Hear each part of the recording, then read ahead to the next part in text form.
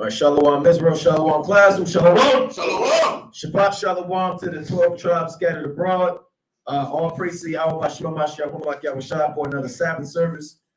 Double honors to the elect elders in the house of David that's been in this truth before us for decades and decades, patiently waiting for the second coming of Mashiach Yahushua. A hearty shalom to all of the mighty men of the Most High who are out there in the elements and the highways and byways, who do not take winters off, who are out there teaching, presenting their body as a living sacrifice to magnify the name of the Lord and do the work of the temple. Shalom to all of the men that may not be out there in the highways and byways, but they're working on it, they're getting built up in the spirit, they're studying, praying, fasting, being diligent, abounding in the work of the Lord, and getting the households in order. Shalom to all of the sisters out there, married and unmarried, holding down in the households, reverencing their husbands, being submissive, being diligent, and moving in the spirit of our righteous foremothers. Shalom, shalom.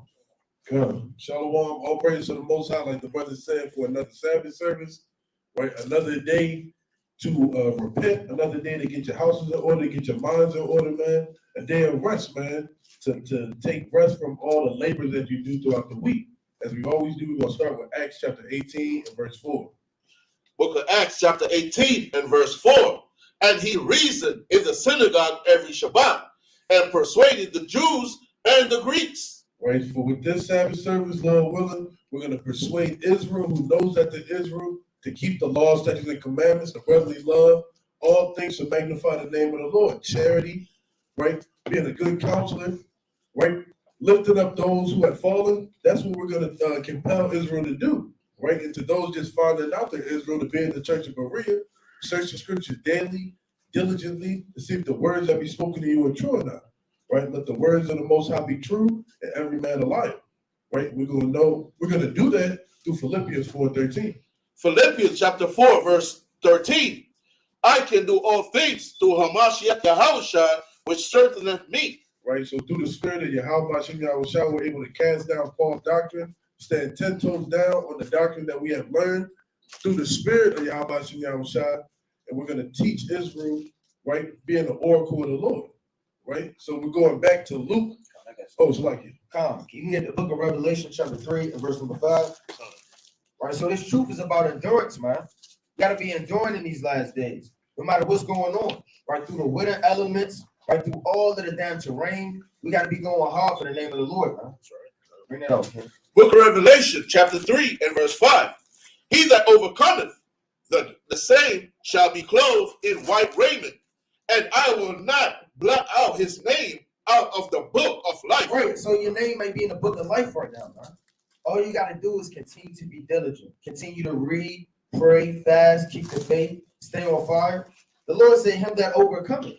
We haven't overcame yet all the hell that's about to happen on the earth. Right, if we overcome that, the Lord's not going to blot out our name out of the book of life. Maybe a lot of saints watching this, your name is in the book of life, man. And that's beautiful motivation through the Spirit. The Lord letting you know that. Read on. But I will confess his name before my Father and before his angels. Right, so Yahushua is going to profess your name.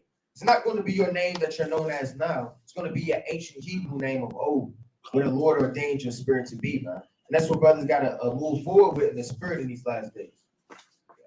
God, and we're going to pick back up in volume 3 of Signs of the Times and End of the World. Now, this has been an ongoing series for the past month or so. We've been in Luke chapter 21. We started from the top, and we're back on verse 23. Right? Luke chapter 21 and 23. So everybody should have a Bible, apocrypha, pen, pad, and a ready mind to search the scriptures daily. Let's bring that up. Book of Luke chapter 21 and verse 23. But woe unto them that are with child, and to them that give suck in those days, for there shall be great distress in the land and wrath upon this people. And we covered that, man. When all hell break loose, people are going to be vulnerable, man. Especially when you have children, right? You know, your children are going to be slowing you down, for lack of better terms, right? You know, you're going to look at your children. People are going to eat their kids, man. Let's go real quick, 2 Kings 6, man. Woe to them that are with child, because you might eat your child, man. People were doing that during the siege. 2 Kings 6 and 25, man. They were actually eating their own children. You think those days are done away with. And the Most High stamped it and said, okay, those days over, he filed that. Put that in the file cap. No, man, that's always open, man. these days are coming back on the earth. So if you're not diligent, the Most High might put the spirit on you to eat your son, man. The two daughters may very well be eating their own children, man. And Most High will, we're not part of that number. So bring that up. Book of 2 Kings, chapter 6, and verse 25. And there was a great famine in Samaria. And the great famine is coming to America. Every brother could tell, right? You go into your Walmart. Hey, a brother we got in the congregation, he works in that type of department, man. And he said the trucks aren't coming in, right? Brother said that, man. He said he don't have nothing to do at work. He works in that department store, the grocery stores. He said, hey, look, I have a lot of free time. I said, why? He said, well, the trucks ain't coming in, man. There's no more food coming in. So you got inside men that work on this thing, man. You got brothers that work in shipping and receiving. They do supply chain management, business as their business analysts in the congregation, and they said it's over. Right? Everybody is saying it's over, man. Right? So that's going to lead to the famine, the lack of food. You understand on the shelves, the price is skyrocketing. One more point, in Europe, I'm not sure if brothers know, they're actually telling people it's okay now to eat things that were once unlawful, according to the system. Like you can eat mealworms now. Right? You can go there instead of seeing bread on aisle 6, it's mealworms, it's leeches, ticks, and stuff like that. That's becoming a new 5-star dish. Instead of steak and potatoes, it's worm and leeches, man. This is the reality of the earth, man.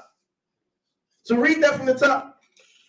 And there was a great famine in Samaria. Right, a great famine in Samaria.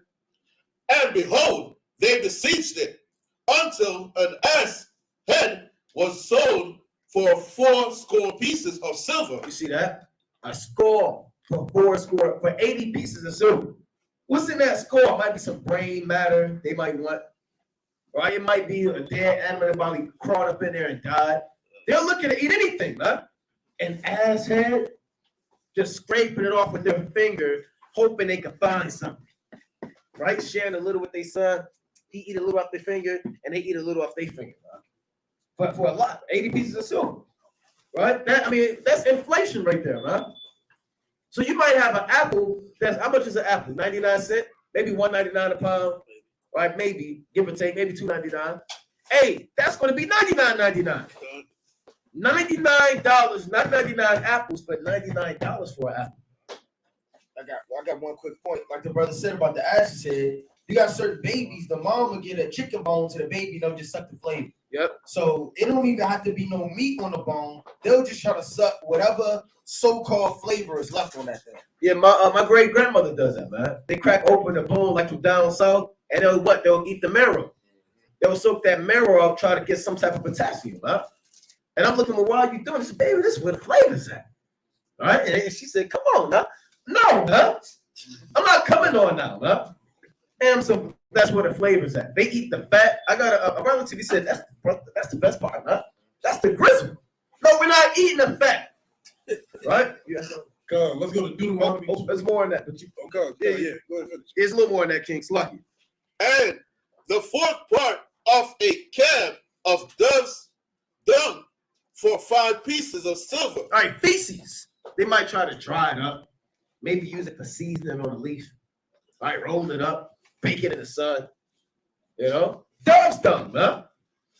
You know that Jake is they're gonna try to do what they gotta do. Jake, you make the best out of nothing. You take a pack of ramen noodles and a damn thing of ketchup and turn it to damn steak and eggs, man.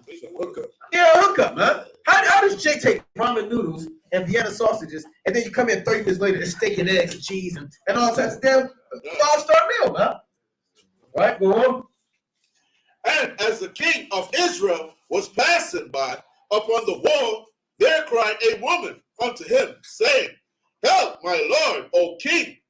And he said, If the Lord do not help thee, when shall I help thee? Out of the barn, out of the barn floor, or out of the winepress? Basically, I can't do nothing for you. That's what he's saying. The Lord can't do. If the Lord can't do nothing, what do you want me to do? It's a famine, right? But when you want to go to the barn press, ain't nothing there. You want to go to the wine? There's nothing there. There's nothing here. That's what he's telling her. There's nothing I can do. Go on. And the king said unto her, What aileth thee? What's your deal? And she answered, This woman said unto me, give thy son, that we may eat him today. That what? That we may eat him today, and we will eat my son tomorrow. So it's going to get desperate, man. These city girls, these strippers, they already leave their child in the car to go strip for 3 hours. It's 96 degrees in the car. Hold on, baby. And you're going in there for 30 minutes, man, to come out with some money. So Eve already, I've seen Eve's whose children die in house fires because they got drunk, they got high, they doped out, passed out, and a kid then sparked themselves to death, man. So Eve was doing this back then. They was making deals. We're going to eat your son today and eat my son tomorrow. Go on. So we boiled my son. We did what? We boiled my son. They boiled him. There's no telling how old he could have been, 15, or he could have been 5. All right, they probably said, look, hey, look, I found some food, just go over there, gathered on rocks. And they probably snuck up on him and hit him upside the head with a rock, man. While they was crying, they heart out, man. Or they probably sleep. Sometimes, Jake, you have, every Jake done this. You were so hungry, you went to sleep. Just so you could not deal with it. Brothers know what I'm talking about. Every Jake, you know what I'm talking about. You just go to sleep, hopefully you wake up, and that hungry kind of deal with it, man. So he probably passed out, he was hungry, he probably came in and suffocated him, huh? And he's kicking his legs, but the stomach is growling. And something got to give. Right? Go on. And did eat him. And I said unto her on the next day, give thy son, that we may eat him. And she had hid her son. And what? And she had hid her son. Madness. And she hid her son. They ate her son. Damn. What do you put on that? Right? You put on your damn son. And then the next day come and he asks to eat her son, and she act like she don't know what she's talking about. Like I said, you acting brand new. So that happened, man. In the family, that's serious. They actually ate one son today, and it was gonna eat the next son tomorrow, but she hid her son. You got it. That's crazy, man. Let's go to Deuteronomy 28 and 53. Now these are curses, man. All this happens because of us breaking the commandments, man. Oh, this is just a plague to the most wicked of the wicked. Right. Right? So this is just, it has to happen, man. To get rid of, the 2/3 of our people, the wicked of Israel, all this has to happen. So let's read that. Deuteronomy chapter 28 and verse 53. And thou shalt eat the fruit of thine own body, the flesh of thy sons and of thy daughters, which the Lord thy God hath given thee. Right, so the Lord said, for your transgressions, instead of eating the fruit of the land, the vegetation, the grapes, the animals, you have to eat your children, man. Like we just read in that account, man. Right, these things are coming back to the earth, man. Not because the Lord said we're gonna do this to put the fear. It's gotta happen because we have to replenish the earth, man. The earth has to be cleansed of the wickedness, man. So the Lord not just coming and plucking people up, He giving them a violent overthrow, right? And it's not just happening in Babylon the Great, it's happening in the UK, it's happening all over the world, right? In the siege and in the straitness wherewith thine enemies shall distress thee. Right, and we're reading about the siege of Jerusalem that was prophesied about from Yahushua, right? But in Isaiah 65 and 13, what does it say? My servant shall eat, but you shall hunger. My servant shall drink, but you shall thirst. That's the importance of being a servant of the Lord, man. Right? You got comfort coming. You know that these Edomites and these other nations are storing up their doomsday bunks, the bug out bags. They're doing it all for the servants of the Lord. But it's on a whole nother level because Israel don't think like that. Israel is very carnal. They're like, well, I got to get cans of this, cans of that, water. Your damn water has expiration dates, right? Who got a bottle of water? If they have expiration date, why does water have an expiration date, right? All this stuff isn't going to sustain you in these last days. The only thing that's going to sustain you is Yahweh Shem Yahushua. You put in your trust in man and these goods of this earth, you're going to die with it. You're going to die in hope of it. You see the expiration date on it? You saw it on yours? What's the date? July 2023. Look, here you go right here. Oh, so you said July 2023. Well, that's next year. This one is best by February 24th, 23. right? It's about to get ugly, man. Why does water expire? Hasn't water been in the ocean forever? So why does this water expire? Because there's stuff in there that we're not supposed to have, man. Right? So you got to get ready for this thing. You got to store up your spiritual piggy bank, shall we say, your treasure chest. You got to store it up with good works, man, so the Lord will fight for you in these last days. Go on after. Right, you can go to 2 Kings chapter 7 and verse 1, right? Continuing off of that famine, man. Like brother says, it's going to get ugly, man. It's already getting ugly now, man.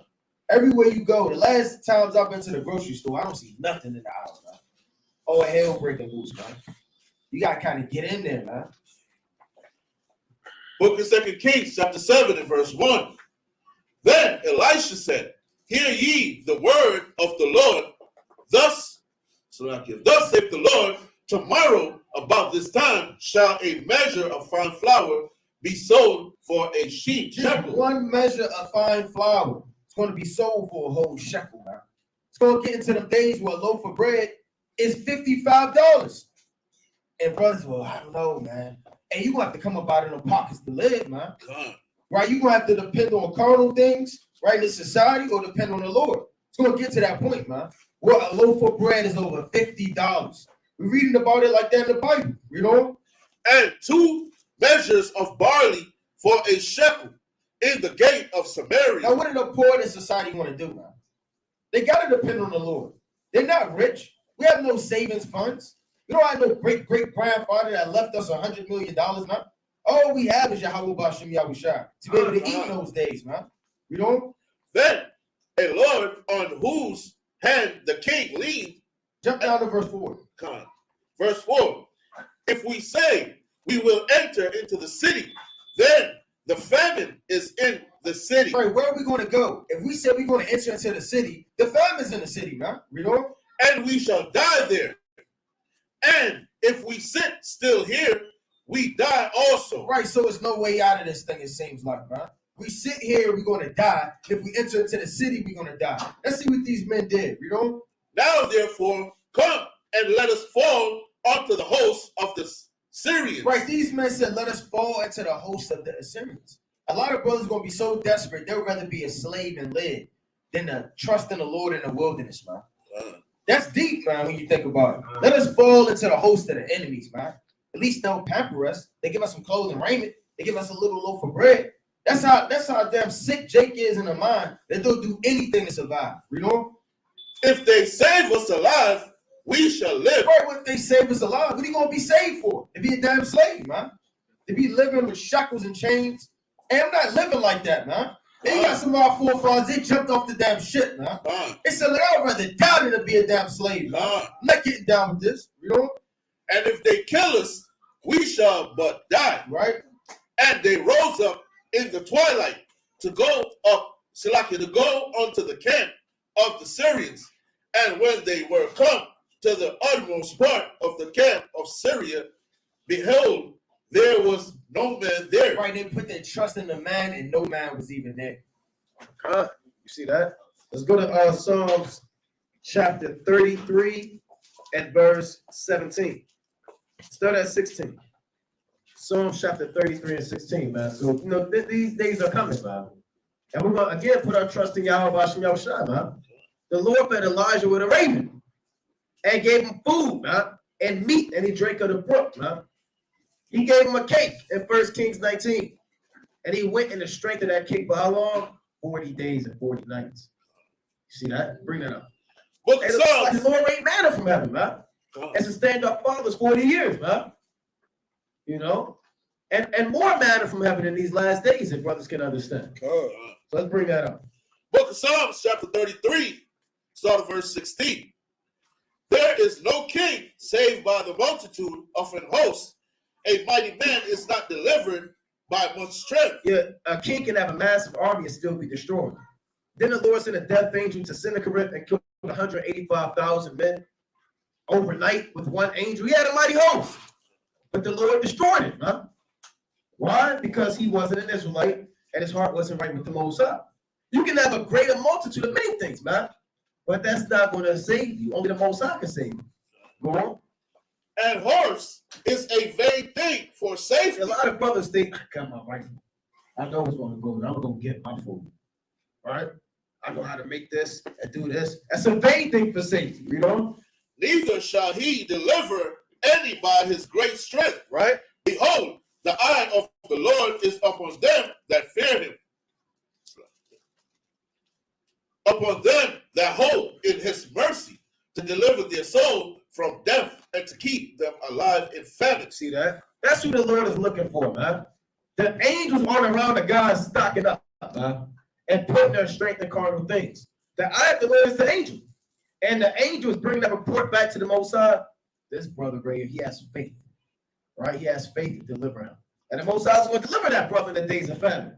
That's what it said. It said to keep them alive in famine. One more quick precept. One more real quick. Let's go to Psalm chapter 37.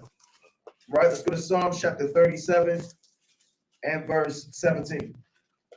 Book of Psalms, chapter 37 and verse 17. For the arms of the wicked shall be broken, but the Lord upholdeth the righteous. Right? The Lord knoweth the days of the upright, and their inheritance shall be forever. Right? It said the arms of the wicked shall be broken. Your arm represents what? By shorthand. Your strength, your power. Right? Whether you trusted in food, whether you trusted in the so-called white man system, like the brother went into. That would be equivalent to your modern day FEMA camps.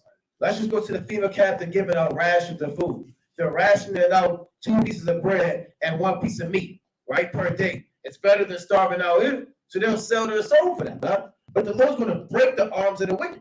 Right, read on.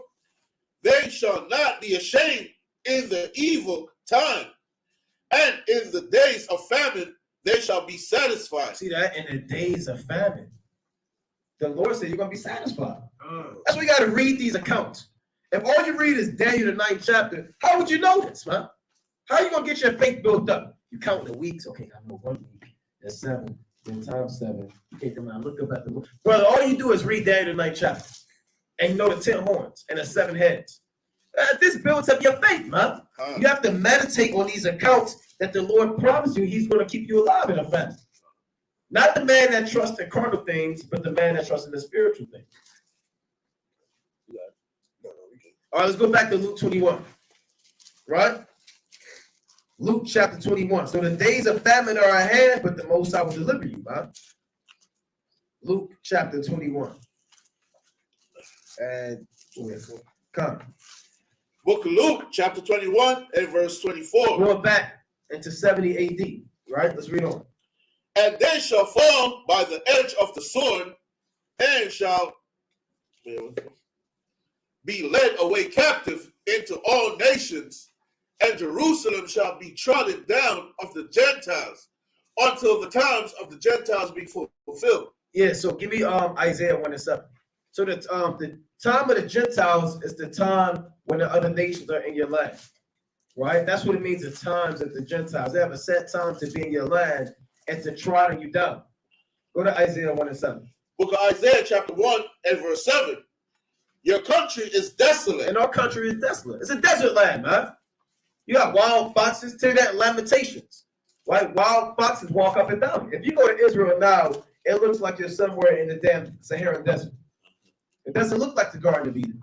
So our country is desolate. Go on. Your cities are burned with fire. Our cities are burned with fire. Read. Your land strangers devour in your presence.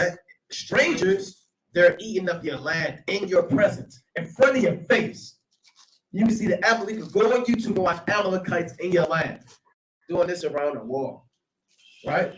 Write sticky notes, nasty notes, and put it in the front of the Herod's wall. Right? Wearing nasty black hats, man. Circumcising children with their mouth and teeth. So the Lord said, strangers devour your land in your presence, man. That's the times of the Gentiles. Right? You have something? All right, let's go on. And it is desolate, as overthrown by strangers. See that your land, one more, get Ezekiel 7 and 21. Right? So the times of the Gentiles is what? The other nations being in power. And when it says Jerusalem shall be trodden underfoot, that's speaking about us as a people and us also our land. Because us as a people, we're being trodden underfoot, but our land is also being trodden underfoot. Right, so let's bring that up. Book of Ezekiel, chapter 7, verse 21. And I will give it into the hands of the strangers for a prey, and to the wicked of the earth for a spoil. So the Lord said he's going to give our land to the wicked of the earth. Who's the wicked of the earth? Esau, the so-called white man. He gave our land to the wicked of the earth. Read on. And they shall pollute it. And how are they polluted? They have gay parades. All right, Tel Aviv is the homosexual capital of the world. Huh? How is the homosexual capital of the world in the land of Israel? Madness. They have made kosher pig. Okay, this kosher, we pray over it. You have kosher pig. In the 90s, they made kosher cigarettes. How do you have kosher cigarettes? Kosher pig and kosher cigarettes.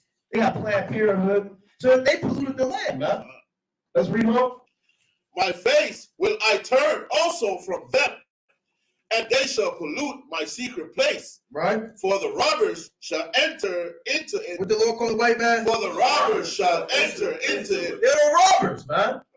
They stole your land and your heritage. The Lord said the robbers shall enter into it. And defile it. Make a chain, for the land is full of bloody crimes, and the city is full of violence. Right? Wherefore, I will bring the worst of the heathen. Who is Amalek? The worst of the heathen. Who's the Jewish man? The worst of the heathen. He's the worst of all the heathen. They're not all equal, man. You got the worst of the heathen. The Lord said, I'm going to bring the most base, demonic, evil nation, the worst of the heathen. And they shall possess their houses. And your houses, man. Right? I will also make the pomp of the strong to cease, and their holy places shall be defiled. You can't get around it. Can't get around it. That's the worst of the heathen.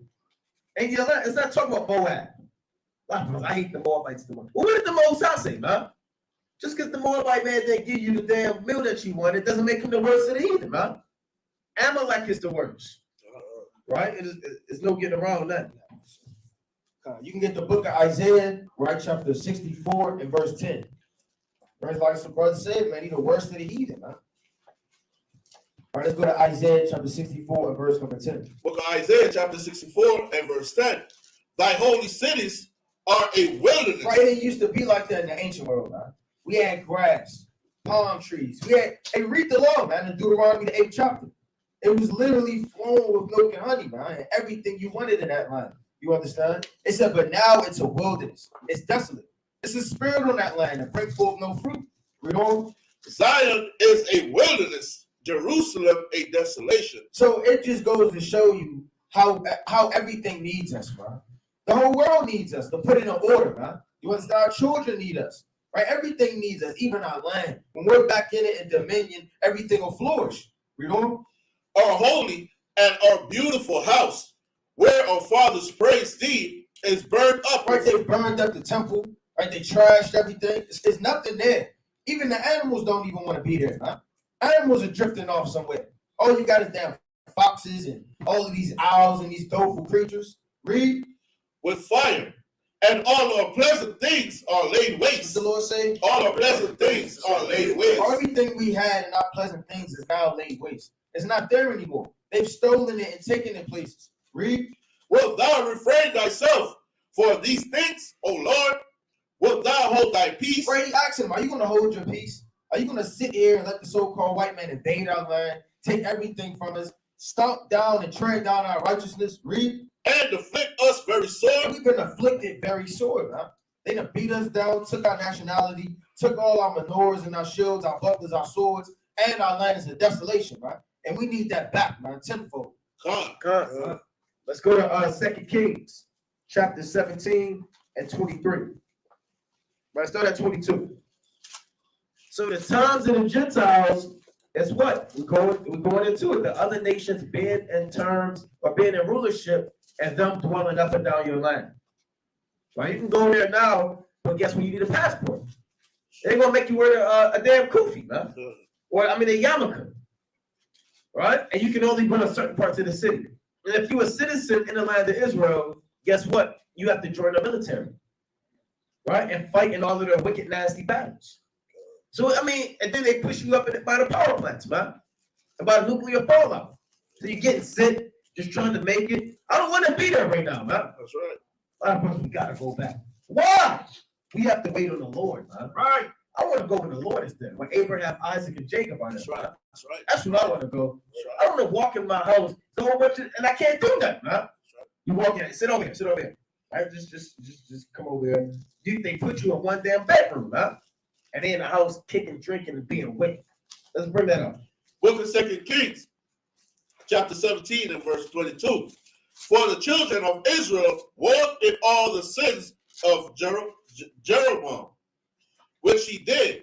They departed not from them Yeah, they was into idolatry. Go on. until the Lord removed Israel out of his sight, as he had said by all his servants, the prophets.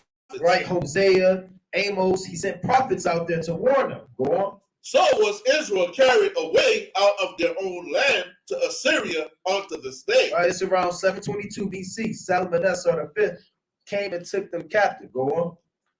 And the king of Assyria brought men from Babylon. From where? From Babylon. Men from Babylon. And from Kuta, and from Evar, and from Hamath, and from Sepharvaim, and placed them in the cities of Samaria instead of the children of Israel. And they possessed Samaria and dwelt in the cities thereof. So they replaced our people with heathen and put them in the land. Go on, but let's see what happened. And so it was at the beginning of their dwelling there that they feared not the Lord. Therefore the Lord sent lions among them, which slew some of them. Because they don't belong in the land. That's right. So the Lord sent wild lions out there to kill them. Go on.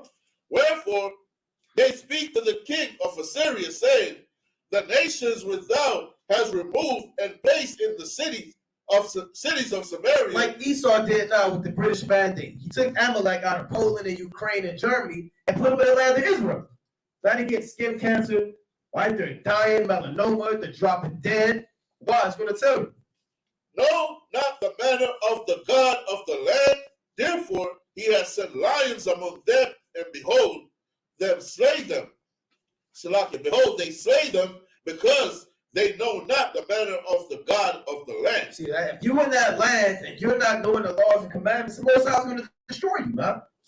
If he did it to us, you think you're going to let Amalek just be in that land forever and be wicked? They're about to be cast out, man. They don't know the manner of the God of the land. No matter how many times they call themselves a Jew or keep a damn bar mitzvah. Where's bar mitzvah in the Bible? Right? Where's that in the Torah? Oh, so you're 13 years old, okay, now it's time to have a bar. That's not in there, man. So they don't know the manner of the Most High. That's why they're on their way out. Until the times of the Gentiles be fulfilled. Right? Let's get one more real quick. 2 Maccabees 6, and you can start at 15. Right? 2 Maccabees 6 and 15. Precept upon precept. Dealing with the times of the Gentiles. Book of 2 Maccabees, chapter 6, and verse 15. Lest that being come to the height of sin afterwards. Start at 14. Come. Verse 14. For not as with other nations, whom the Lord patiently forbeareth to punish, till they become to the fullness of their sins, so dealeth he with us. Right, because the verse said until the times of the Gentiles be fulfilled. So there's a measurement, right? It's slowly increasing. And once they cap out or max out, their time is going to be finished. But it's based on how many sins they commit. Right? So as they keep adding sin into sin, that's them filling up their cup to destruction. So the Most High, he deals with us and punishes us. But once these nations reach the peak of their sins, that and the times of the Gentiles is fulfilled, then that's when we're going to be back in our own land. Want to understand that? Let's read on. Verse 15. Lest that being come to the height of sin, afterwards he should take vengeance of us. See that? So once they come to the height of the sin, that's when the Most High is going to deliver us. And ultimately, that's when the time of the Gentiles will finally be fulfilled and the destruction is going to come once they reach the peak of their sins. Let's go to 1 Maccabees chapter 2 verse 6. Let's start at verse 5. Right? And it's a reason everybody wants to go to Jerusalem, man. It's been holy wars for centuries. Right. Right? Starting with the Crusades. Right? Man, these holy wars, it's a reason that everybody wants to go to Jerusalem. They think when they're in the holy city, the Lord's gonna bless them. Right. That's not how it works, man. Just because you got a car and you don't got the keys don't mean it's gonna drive. Right. Right? So they've been trying to get into Jerusalem forever, man. And our forefathers saw these things that these heathen were doing. Right? The bastard that's dwelling in Ashdod, right? In Zechariah 9 and 6, man. We see these things and we're disgusted at it.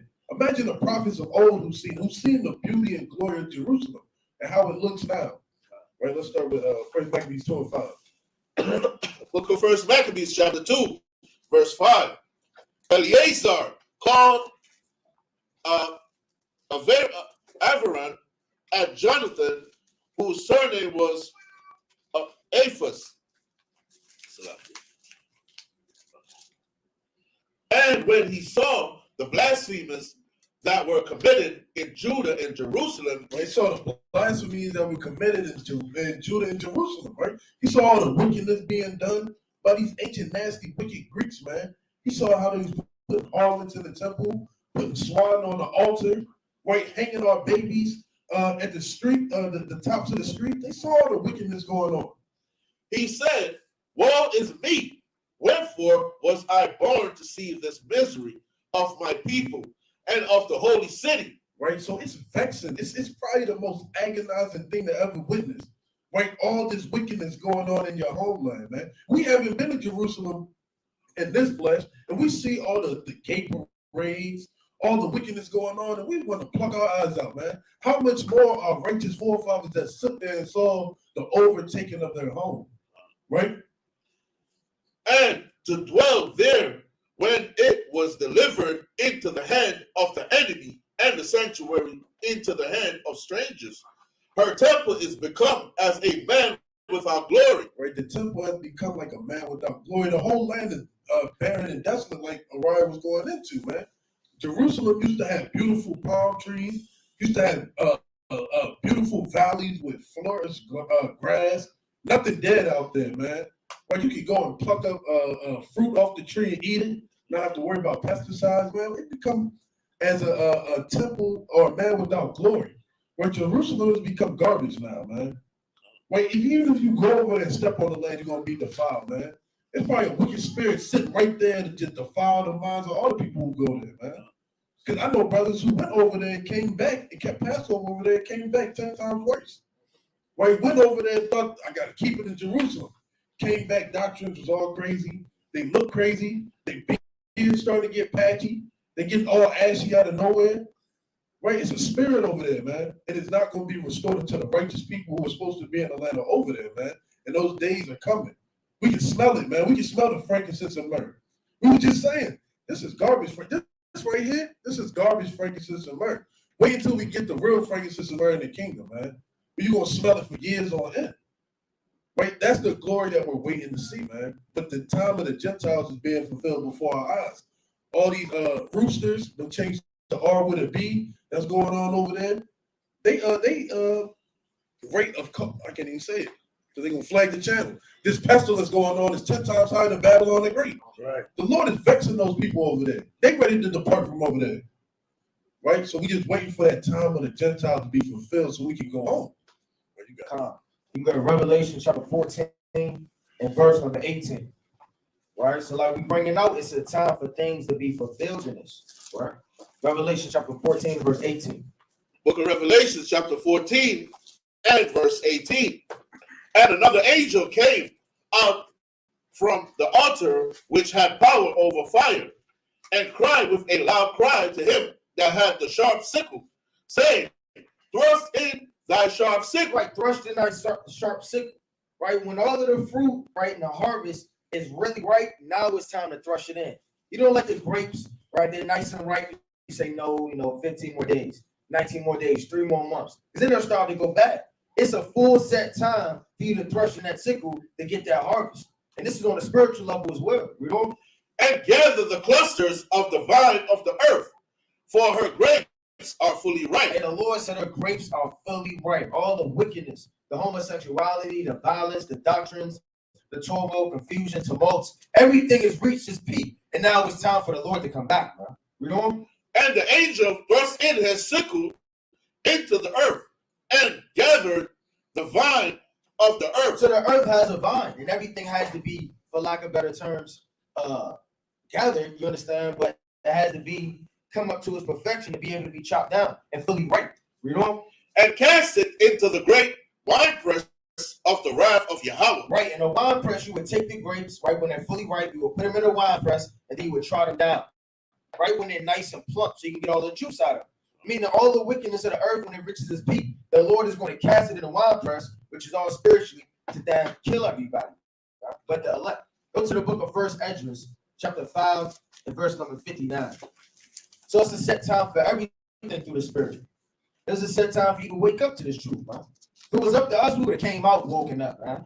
First words was, that would have been our first words if it came down to it. Right? Right? Bring it up. Book of 1 Ezra, chapter 5, and verse 59. Right.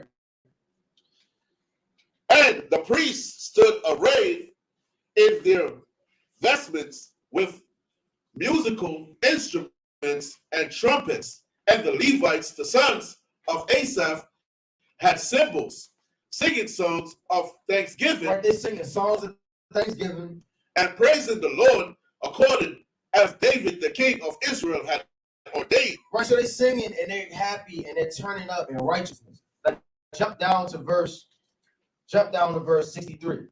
Verse 63. I started 62. God, verse 62. And all the people sounded the trumpets and shouted with a loud voice, singing songs of thanksgiving unto the Lord for the rearing up of the house of the Lord. Right, so the rearing up of the house of the Lord, everybody's turning up and they're singing because they know it was desolated. You understand? You know? Also of the priests and Levites and of the chief of their families and ancients who had seen the former house. They seen the former house. These are the ancient men. Like to touch on what one of the brothers was bringing up. If our forefathers see that land and how it look now, they would lose their mind. They would cry. They would weep, man. They would pass out, man. Right? Read that again. Also of the priests and Levites and of the chief of their families, the ancients who had seen the former house, came to the building of this with weeping and great crying. So if they're weeping and crying when the house is getting built up, think how much more they will weep and cry if they seen the land now. The ancients right now, you understand, saw the land. I'm led to believe, man, all hell will break loose, man. Tears would never stop flowing down their cheeks. They would continuously cry out. They would pray without ceasing. This is when the temple is being reared up in there, weeping and crying. You know? But many with trumpets and joy shouted with loud voice, and Salakia, insomuch that the trumpets might not be heard for the weeping. And you know a trumpet is loud, man. A trumpet is not a soft, mellow, quiet instrument. A trumpet is to be heard all throughout the streets, man. So if the trumpets are being played, it's one of the loudest instruments you can have. With a drum set, a trumpet, right? Those things were sounding long, you understand? But the weeping was so strong and so loud that was over top of the trumpets, you know? Of the people. Yet the multitude sounded marvelously, so that it was heard afar off. So if our forefathers have seen this desolated, you understand, and it being a wilderness, and it not having no fruit and it's not flourishing, we know through the scriptures that they would weep. Let's go back to Luke 21. Let's read 24 one more time, man. So one shall have a clear understanding of what it means about the times of the Gentiles being fulfilled, man. The other nations and power. Right? The Lord said Jerusalem shall be trodden underfoot 42 months. In Revelation 11 chapter. Right? So let's bring that up. Luke 21. Come. Book of Luke, chapter 21, verse 24, from top. And they shall fall by the edge of the sword. Yeah, the Romans came and slew us, like genocide. Go on. And shall be led away captive into all nations. Slavery, right? And Jerusalem shall be trodden down of the Gentiles until the times of the Gentiles be fulfilled. Right? And there shall be signs in the sun and in the moon and in the stars, and upon the earth, this distress of nations with perplexity, the sea and the waves roaring. So another major sign at the end is documented in verse 25. It said the Lord said there will be signs in the sky, right? Which are what? Eclipses. Go to Genesis 1:14, right? Eclipses. There was a time when somebody saw two suns, man. And they put it up, look, there's two suns. There was a time earlier this year when the sun was red for like 2 weeks straight. Remember that?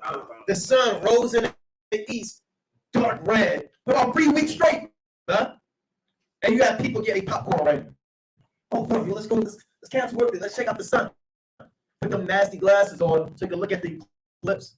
Set up a picnic. That's the sign at the end, man. You had it right there. Oh, yeah, You had two suns. You had the blood sun, right? You can call it that, man. So I'll bring it up real quick, but Amos get that. Book of Genesis, chapter 1 and verse 14. And Yahweh said, let there be lights in the firmament of the heaven to divide the day from the night, and let them be for signs, Let them be for signs, and for seasons, and for days and years. Now look at that word signs, right? It's not talking about a stop sign, right? Now that word signs that the sun and the moon are for, right? Let's bring that up. So it means a sign, distinguishing mark. One of the definitions for sign is says an omen. What an omen is? Yeah, that's a sign of evil and judgment, right? Another definition for that sign is warning, right? You can look that up, man. So when it says a sign, it means it also can be used as a warning for man, right? So the most side you go up and you see the sun being blocked out, that doesn't mean you you turn up, huh? Oh, it's in the eclipse party in New York on the rooftop in Brooklyn. You come? No, huh? We don't throw eclipse parties, man. And everybody go put on the glasses and look at the eclipse, man. No, we see that. Oh man, we need to go on a fast. Let's pray. All right. Hey, let's do a nationwide fast. It's been 10 eclipses. What if that? It was 10 eclipses back to back.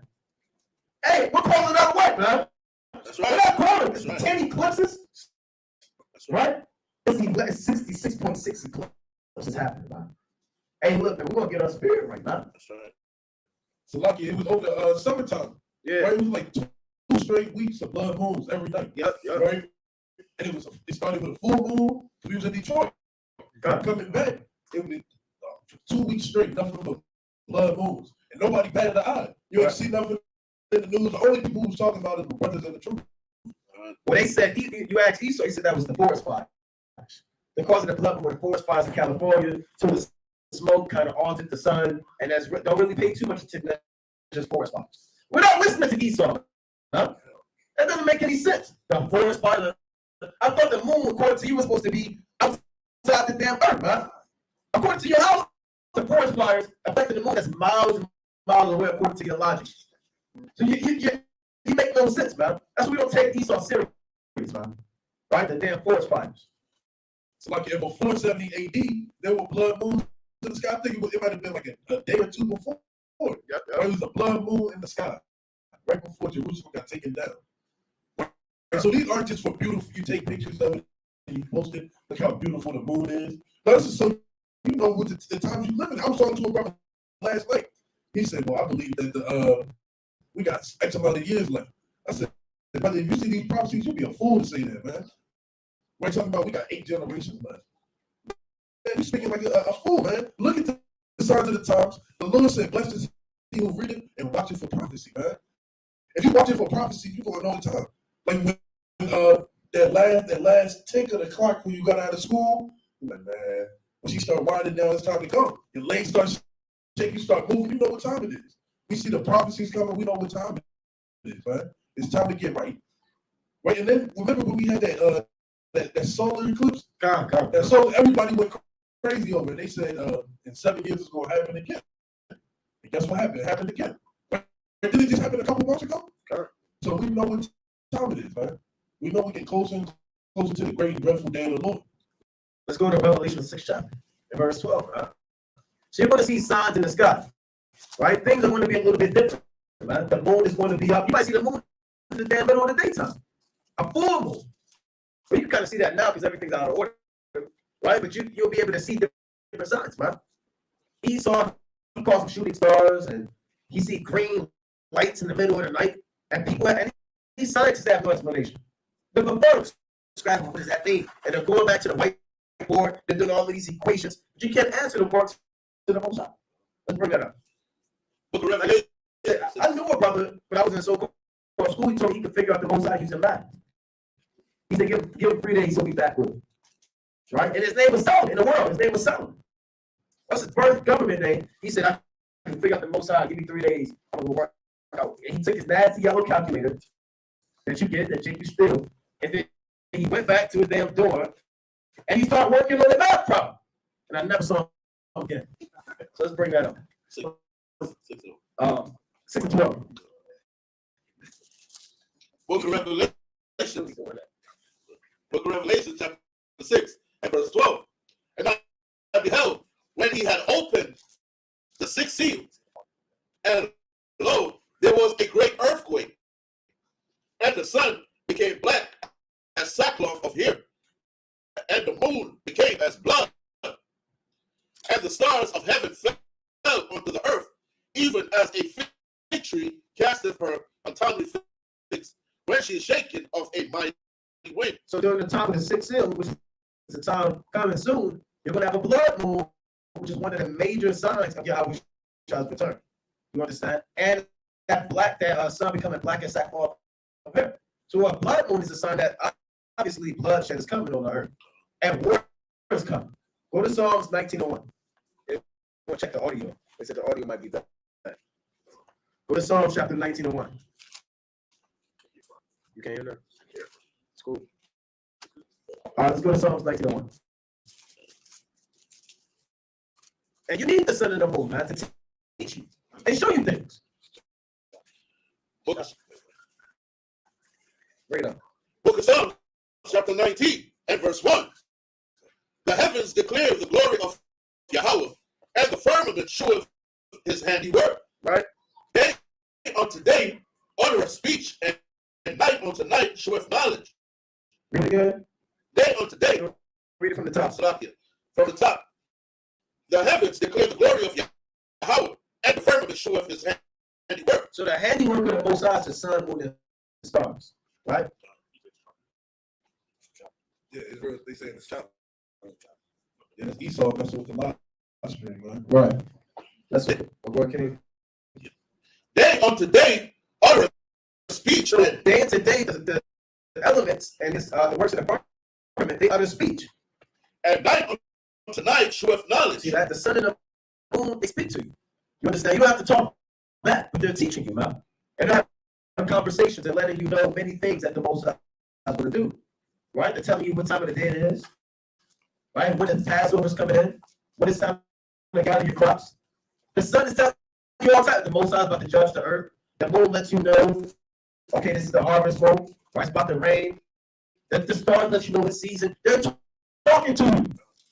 They're always on fire. Giving man knowledge. Right? That's how man should be. Now you patting yourself after this. Go on. There is no speech, no language where their voice is not heard. Right, because everybody has to deal with the sun, moon, and stars, right? All the other nations, they use it for, or they're supposed to use it for the same righteous purpose, but they're worshiping. Go on. Their line is gone out through all the earth, And what? and their words to the end of the world. See that their words. So the sun and the moon give our words to the end of the world. And if you are an Israelite and you're in the spirit, you'll hear what they're telling you about. But if you're in the world, you're not going to know what's going on. The sun is black, strange. And then you're stuck in traffic, man. Right? Drinking the Starbucks, beating the horn, trying to get to work. And it's a blood moon in the sky. They have no idea what's going on. Because they're out of course with nature, man. Right? The Israel is supposed to be in tune with this thing, man. The earth is yours. You know? Now, okay. You go to Job chapter 38 and verse 31. So you're supposed to know what's going on, man. Right? Now, constellations are supposed to teach you about these different seasons. But men, they worship the constellations. They make them Pisces, Virgo, and they go to hell off, man. thinking that had some type of tune with the outer self. And next thing you know, hey, you fuck the hell up. Man. Let's go to the book of Job, chapter 38, verse 31. Book of Job, chapter 38 and verse 31. Canst thou bind the sweet influences of Pleiades. Pleiades, or loose the bands of Orion? Right, Orion, man. Orion. So the Lord is telling you about the constellations in the scriptures, right? Canst thou bind the sweet influences of the Pleiades or loose the bands of Orion? You know, who can do this? Who has the strength to proclaim the word of the Lord, man? You know? Canst thou bring forth Mazzaroth in his season, or canst thou guide Arcturus with his sons? Right, and that's the bright star out there in the firmament that you see. The big one that everybody mistakes as a chariot all the time. Everybody, you see that? It's a chariot, it's a chariot. You're talking about Arcturus, right? You know? Knowest thou the ordinance of heaven? And he said, do you know the ordinance of heaven? So Esau is not going to say, you know what, that's the blood moon, it's based off of the fires, this is what that's going into. He want to have the answer to everything, man. Esau don't have the answer to everything. The Lord said, knowest thou the ordinances of heaven? Read. Canst thou set the dominion thereof in the earth? And nobody can do that but Yahweh Shem Yahushua. You know? Canst thou lift up thy voice to the clouds, that abundance of waters may cover thee? Right?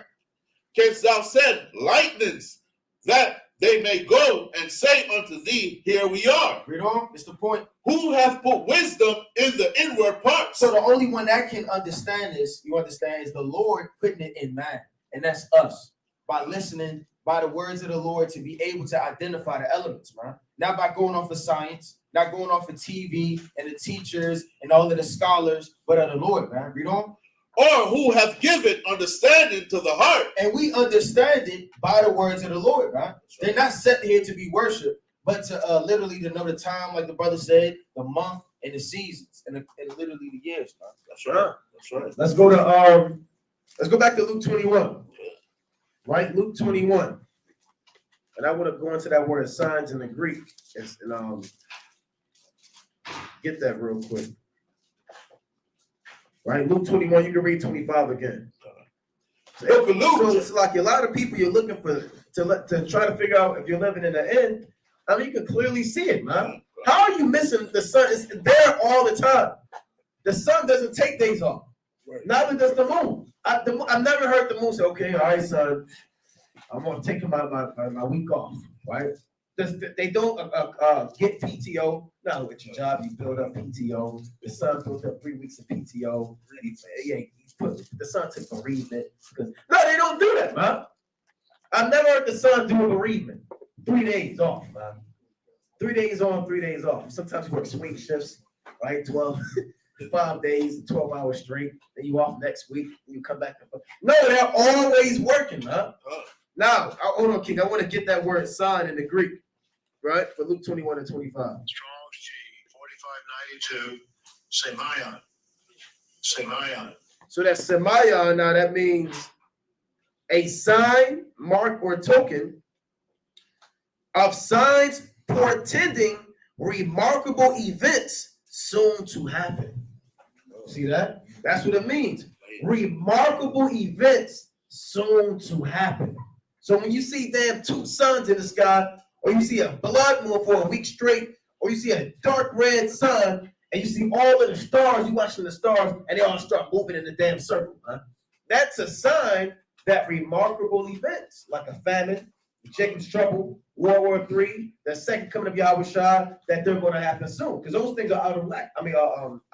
Go to Sirach 43 and 1 real quick. Come on, go ahead, kid. Come on, I just want to bring out real fast. When you look up on Google, so-called Google, blood sun, right? What does it mean? This is what they say. This is what they say. The red sun happens due to dust particles in our Earth's atmosphere. See that? Dust particles, man. And hold on, I thought the sun was outside the atmosphere. According to the white man, he says the sun is 93 million miles away. So how are dust particles on the Earth affecting the sun being red 93 million miles away? Madness. Dust particles. Mad, it's dust in your house. Damn dust. You see the dust in it's dust everywhere. Right. But now Shouldn't the sun be red all the damn time? Isn't there pollution all over the earth? Shouldn't the sun just be any? Stop believing the so-called white man.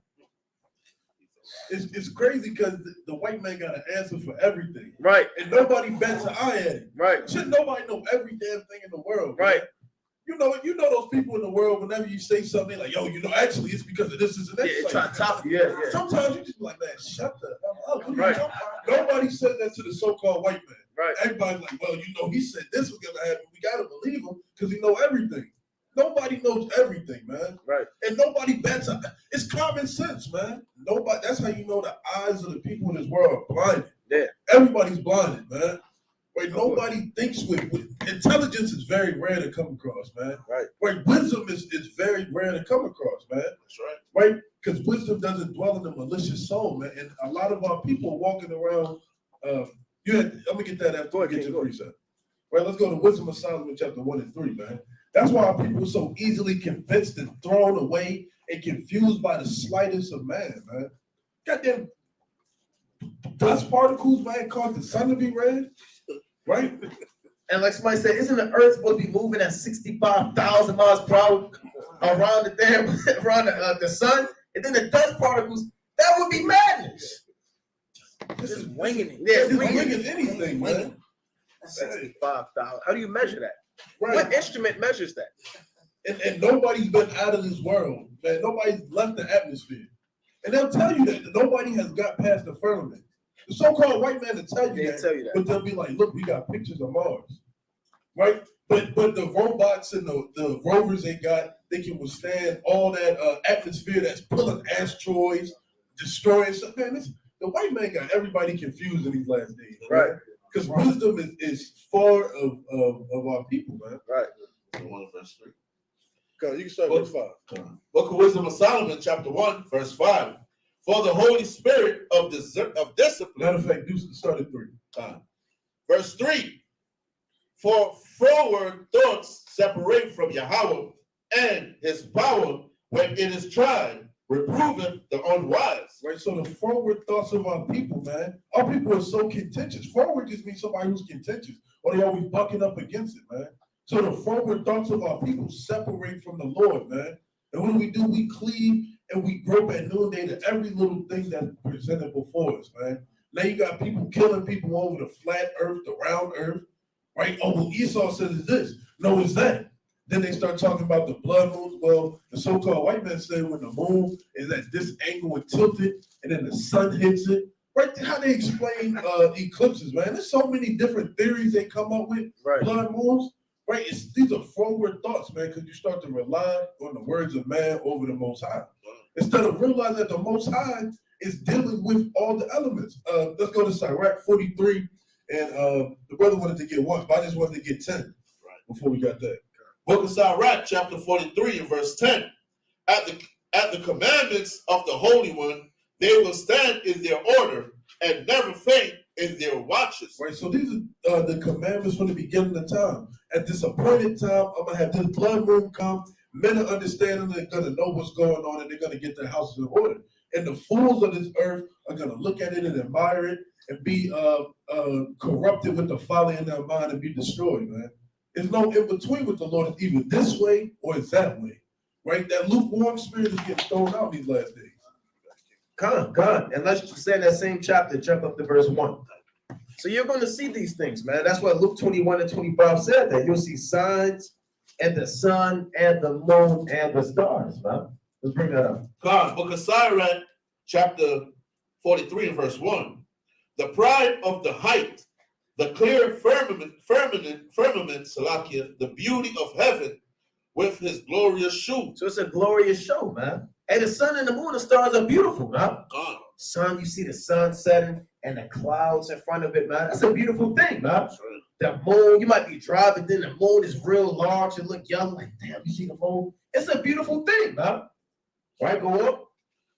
The sun, when it appeareth, declaring at his rising a marvelous instrument, the work of the Most High. And now you got nations that are making their own sun. And China making their own artificial sun and their own moon. What if the Most High say you can make your own moon? Well, okay, children of Moab, thou shalt make thy own moon on the 6th day of the 10th month at even. Where's that at, huh? Right? And thou shalt rear it up in the last days. No, huh? They can't, but that's what they're doing.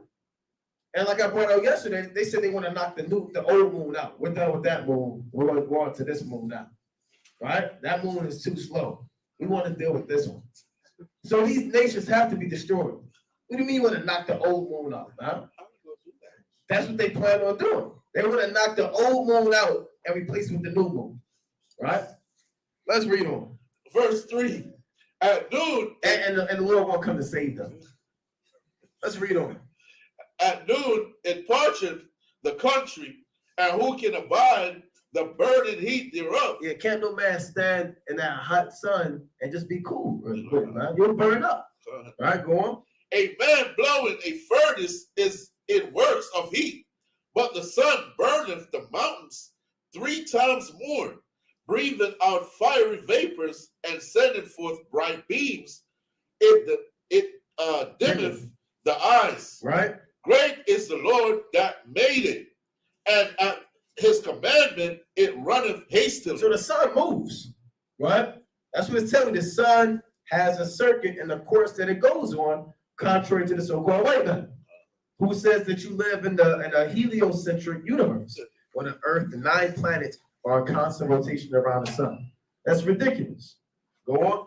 He made the moon also to serve in her season. Right, this is what I really want, right? For a declaration of time. A declaration of times to let you know what's about to happen. And a sign of the world. And a sign of the world. So you have the sun, you have the moon, you have certain constellations, and you don't see these things moving in so-called abnormal behavior. And that's a clear token to let you know, damn, that's different. That never really happens. The sun usually rises in the east, but now it's rising in the west. Right? The days are damn 3. The sun has been up for 36 hours straight. Now what's going on? So that's what Yahushua is talking about different signs of the sun and the moon. You got something? Let's go back to Luke 21. Right, let's read 25 again.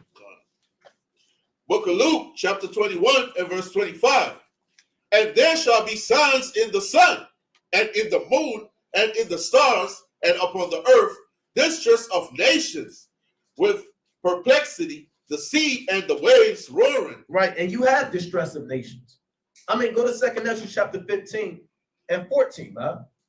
Distress of nations is what? Seditions, riots, people fighting the police, jumping on cars. In Kazakhstan, they're taking soldiers captive. They're literally taking the soldiers captive and making them turn in their guns, man. So distress of nations and anarchy and pandemonium is one of the major signs of the end of the world too.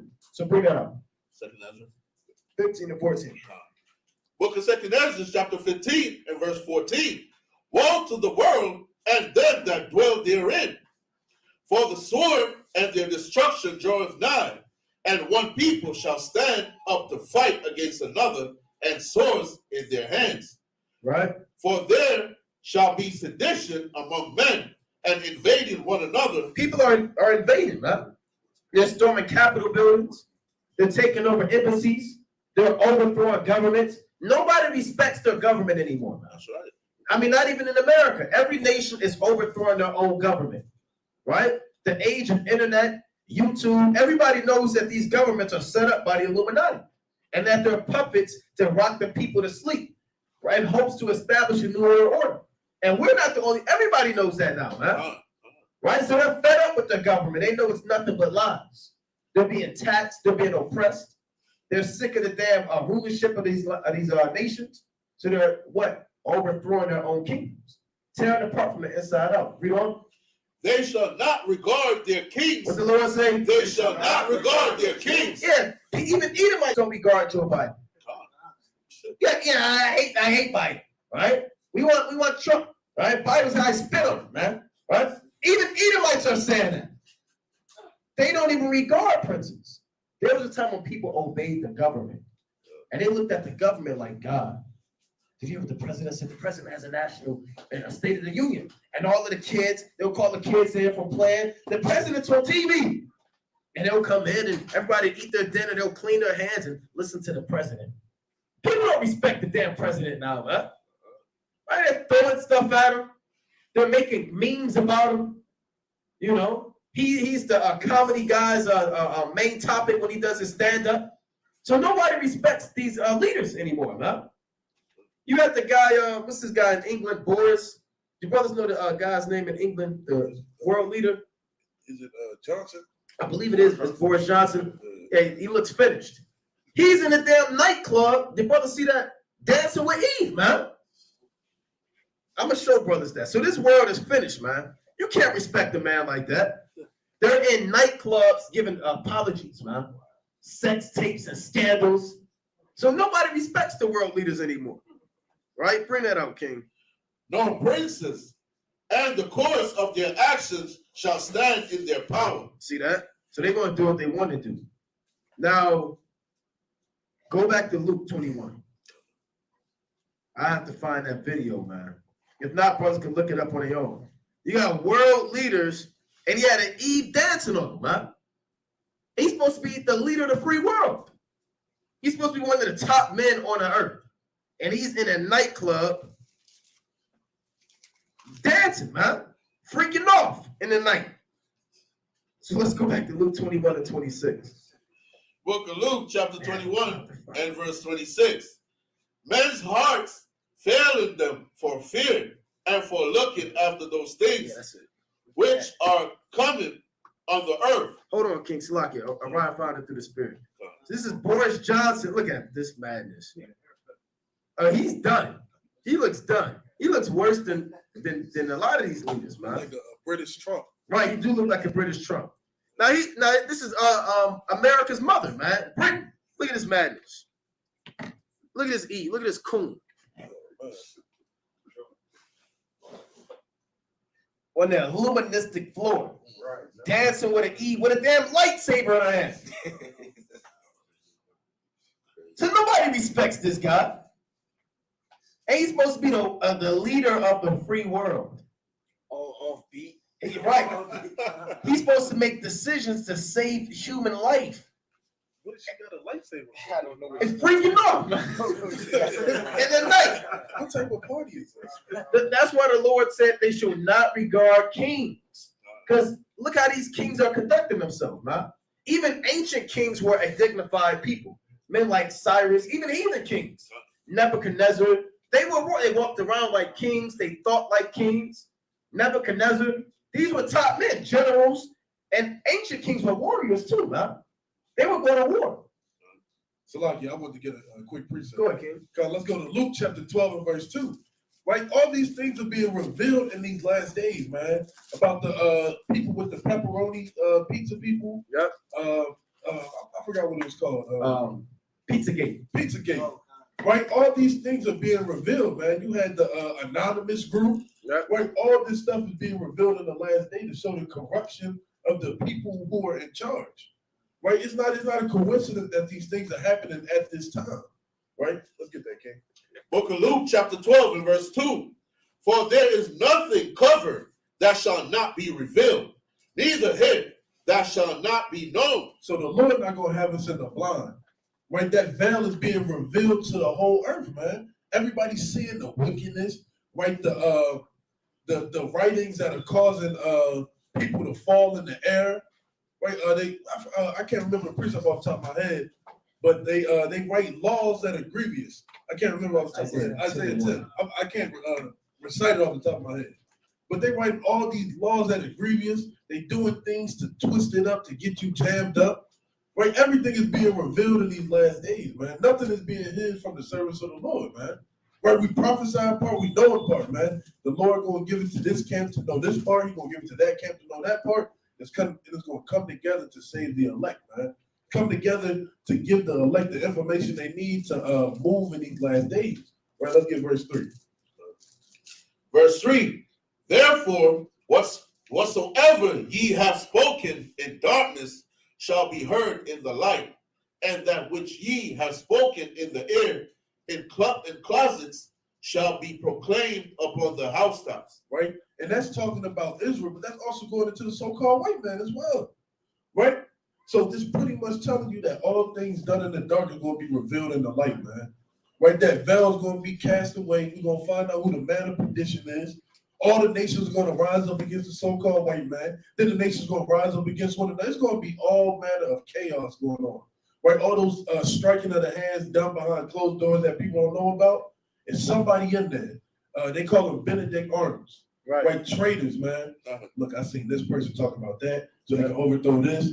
And all hell gonna break loose, man. Somebody in there shaking, waiting to push that button, right? To give that order for Russia to go into the Ukraine, right? But they shaking, man. And it's a turncoat in there ready to tell them. You don't think they got Russian spies in the United States? You don't think they got U.S. spies in Russia, right? All this is just being revealed because nothing's going to be hid to the servants of the Lord. That's right. Let's go to St. Mark 13 and 8. Right? St. Mark. So these are signs of the end, man. People disrespecting governments, storming Capitol buildings. They have no control over the masses of people anymore, man. That's what they're trying to hasten all these mandates and hasten all these government shutdowns so they can try to get and hasten their new world order. They have lost complete control over the people. There was a time when they had everybody in the palm of their hand, man. And everybody was submissive to the witchcraft of the so-called white man. But now you got the Israelites, like the brother said, through the spirit of the Most High, pushing the truth. You got this age of information. With a click of a button, you can find out about all these dark, secret Illuministic councils. And now the stronghold that the Illuminati has had and these world leaders over the people is finally being taken away. And they're beginning to rise. You see the effects of it, man. So let's bring that up. Book of St. Mark, chapter 13 and verse 8. For nation shall rise against nation, and kingdom against kingdom, and there shall be earthquakes in diverse places, and there shall be famines and troubles. And what? And troubles. It doesn't mean you got caught, put your hand in a cookie jar, you're in trouble, right? What is that troubles talking about? Now we're going to go into the Greek. You got to go into the Greek. You got to go into the Hebrew etymology. Now here's the word troubles. G 5016. Tarache. Tarache. Right? Now you can look that up on your own, right? That's G5016. It means disturbance, commotion, sedition, or tumult. So a sedition, that's the same thing as 2 Ezra 15. The Lord said there should be seditions among men and invading one another. That's what Yahushua prophesied about. He said the same thing that Ezra said would happen, man. That you would have seditions and riots amongst these nations. Now the definition of sedition is speech or actions inciting people to rebel. So there's going to be a lot of rebellion, right? And that's going to be one of the main causes of Jacob's trouble too, sedition. Real quick, go to Acts 24:5. Right? That's going to be causing, the apostles cause uproars in cities, man. You know, let's go to Acts 24:5. That's going to be the main sedition. Book of Acts, chapter 24 and verse 5. For we have found this man a pestilent fellow. It's the charges on Paul. We found Paul a pestilent fellow. And a mover of sedition. And a what? And a mover of sedition. So when the Lord prophesied of sedition, that's also us doing his work. You understand? And it's ministry, man. That's right. And we don't regard kings. That's right. And we don't regard princes, man. That's right. And Biden come up the camp today, a Biden gonna get cut up, man. The Secret Service could be sitting there with their vest on. We're not going to stop bringing out the precepts. That's right. Because the Secret Service is out there, man. That's right. We're going to all of the precepts, going to all the breakdowns, and Biden might then give up the damn ghost, man. At the words of God, man. It might get in chains, man. You see that? So we don't regard kings. Who cares, man? It's the work of the Most High that has to go up. So read on. Among all the Jews throughout the world. See that? Among the Jews throughout the world. Because Israelites are waking up all over the world. And it said Paul is causing these people to rebel against Roman authority and Roman law. Let's shut it down. So that's another form of troubles and seditions is going to be rooted within the ministry because they're going to label us. We're already domestic terrorists. We put that up in the Southern Poverty Law Center. We're extremists, black identity extremists, domestic terrorism, a hate group, whatever you want to call us. Although we're just doing the works of God, at the end of the day, that links up with the troubles and seditions and distress of nations. and Luke 21 and 25. So let's go back to Luke 21. All right, we got through 2 verses. So you got through two, right? Let's keep going. All right, 21 and 26. Book of Luke, chapter 21, verse It's like 20. it said the sea and the waves roaring. That's confusion amongst the other nations. Distress and all types of madness going on, and threats and rumors of wars. It's not talking about that at the beach. That happens all the time. What would be significant about the sea and the waves roaring at the beach, man? Right, the crashing in the sand. No, it's the waters are the nations too, man. You have things in the waters like tsunamis and things of that nature, but it's more so just going into the nations. So let's read on. Book of Luke, chapter 21, verse 26. Men's hearts failing them for fear and for looking after those things which are coming on the earth. For the powers of heaven shall be shaken. So men's hearts fail. Your heart is your mind. When your mind fails you, even the hospitals don't call that a stroke. So the things are going to be so bad on the earth, people are going to be dropping dead, man. Passing out, giving up the ghost simply based off of what they're seeing on the earth, man.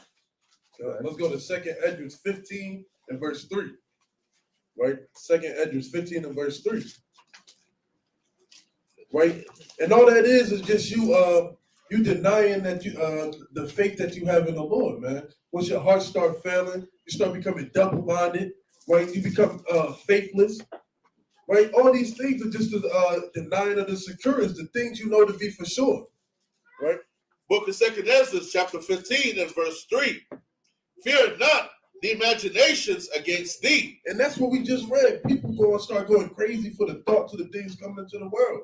People going to start being like, do you think that Russia's going to come over here and shoot us in our kneecaps and in our necks? Like, you know, your mind go crazy, man. Start giving you false information.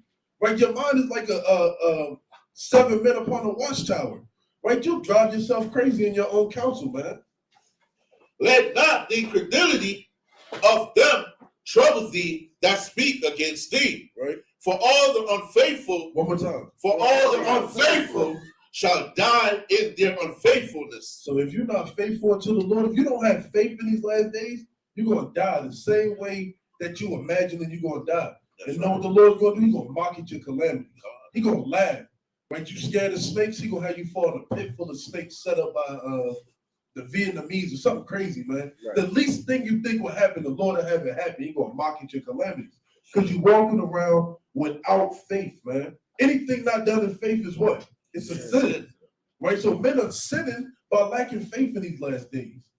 Right? So if you don't have faith, you better read James, the 1st chapter, and ask the Lord who giveth liberally to all men, but don't be as a wave of the sea turning back and forth. Well, the Lord gave me faith one day.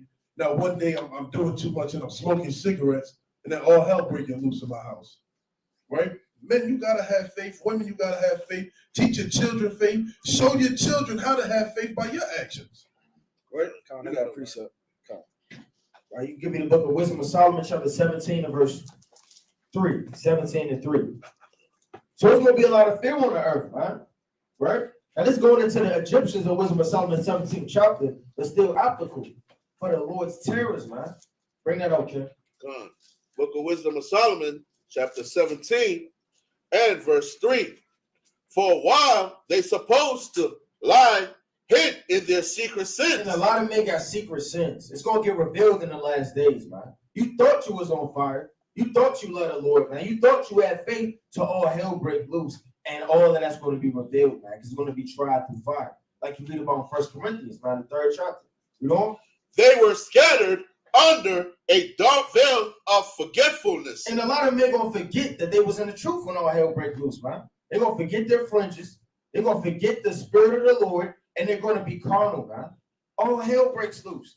And I always say, right, they got so-called Black Friday, right? Now, so-called Black Friday, the day before and the day after, you still can get food. You get something to drink. You can visit your grandma. You go to your grandfather's house. But all hell breaks loose on Black Friday. You got people fighting in the grocery stores. You got an old grandmother. She's trying to get the microwave to her car, right? Then you got a man knock her upside the head and take the microwave, man.